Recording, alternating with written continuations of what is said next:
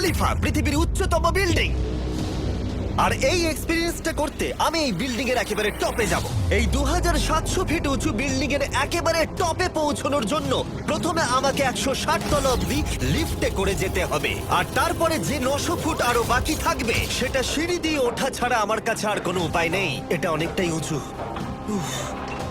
এখনো অনেক সিঁড়ি উঠতে হবে।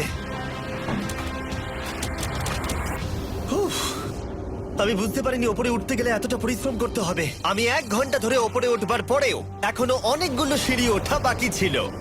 আমি ভাবলাম আমি টপে উঠে গেছি, কিন্তু এখনো এতটা ওঠা বাকি। মনে হচ্ছে যেন শেষই হচ্ছে না।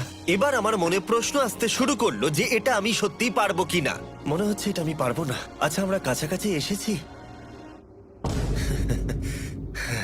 এটাকে তোমরা না ধরতে পারো। এত প্রতিকূলতা সত্ত্বেও আমি নিজেকে বোঝাচ্ছিলাম যে আর কিছুক্ষণের মধ্যেই আমি খুব অল্প সংখ্যক মানুষের মধ্যে একজন হব যারা পৃথিবীর সব থেকে উঁচু বিল্ডিং এর টপে উঠেছে। আমি বুঝে গেছিলাম এখান থেকে ফিরে যাওয়া যাবে না। ঠিক আছে, আর একটু।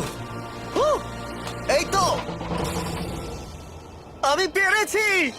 আমি এখন পৃথিবীর সব থেকে উঁচু বিল্ডিং এর টপে দাঁড়িয়ে আছি। এটা অসাধারণ। বাপরে, কত উঁচুতে আছি! আমার খুব ভয়ও লাগছে।